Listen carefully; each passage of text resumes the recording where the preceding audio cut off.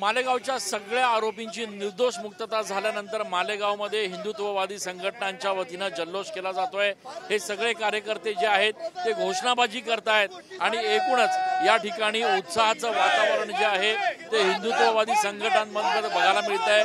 गेल्या 17 वर्षांपासून या संपूर्ण प्रकरणाचा निकाल जो आहे तो प्रतीक्षेत होता। आज प्रज्ञासिंह ठाकूर यांच्यासह सर्व 7 आरोपींना निर्दोष मुक्त केले, सगळ्या आरोपींना निर्दोष मुक्त केले। काय भावना एकच आहे, कारण काँग्रेसच्या काळामध्ये अतिशय निर्गुणपणे म्हणजे ज्याला असं म्हणता येईल सत्तेचा गैरवापर करून एका साध्वीला या चुकीच्या घटनेमध्ये अटकावून जेल भोगायला लावली आणि त्याचा तळतळा काँग्रेसने देखील भोगला आहे। आणि आज निर्दोष सुटका झाल्यानंतर हा भगवा आतंकवाद नव्हताच आणि हिंदू कधीच भगवा आतंकवाद करू शकत नाही हे स्पष्ट झालेलं आहे। सांगाल एकूणच काय भावना आहे तुमची सगळ्यांची? आज असं आहे की या देशामध्ये त्यांना बोलू दे आधी, या देशामध्ये अत्यंत गुळगुणाचा प्रकार काँग्रेसने केला, त्याची निंदा किती केली तरी कमी होईल।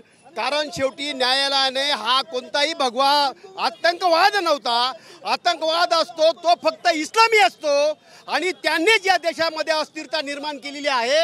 या देशामध्ये हिंदू अत्यंत शांतताप्रिय आहे आणि त्या हिंदूच लोकांनी त्यांच्यावर अन्याय केला म्हणून या नतद्रष्ट काँग्रेसने त्याला भगवा आतंकवाद नाव द्यावं ही अत्यंत निंदनीय गोष्ट आहे आणि ते परत एकदा न्यायालयाच्या माध्यमातून सिद्ध झालं आहे। सांगाल तुमची काय भावना आहे?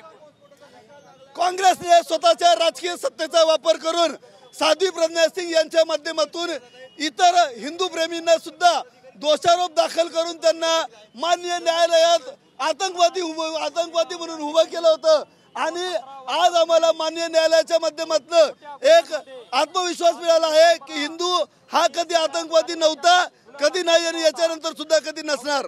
सांगाल माता की सनातन वैदिक हिंदू धर्म की।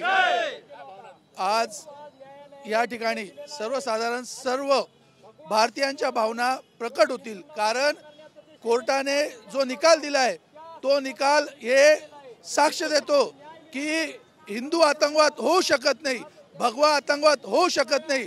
फक्त आणि फक्त विरोधापोटी या काँग्रेसने उडवलेला हा सूड होता आणि तो सूड संविधानाच्या माध्यमातून शमलेला आहे। आपण बघतोय की हे सगळे हिंदुत्ववादी संघटनेचे कार्यकर्ते आहेत जे घोषणाबाजी करतायत आणि एकूणच आज मालेगाव बॉम्बस्फोटातल्या सगळ्या आरोपींची जी निर्दोष मुक्तता झालेली आहे त्या प्रित्यर्थ त्यांच्याकडून आज मालेगावच्या मोसम पूल चौक परिसरात जल्लोष केला जातोय। त्यामुळे एकीकडे मालेगावमध्ये जे पीडित आहेत त्यांच्याकडनं सर्वोच्च न्यायालयात जाण्याची तयारी आहे, तर हिंदुत्ववादी संघटनांकडनं जल्लोष साजरा केला जातोय। कॅमेरा पर्सन खुशाल पाटीलसह चंदन पूजा अधिकारी TV9 मराठी।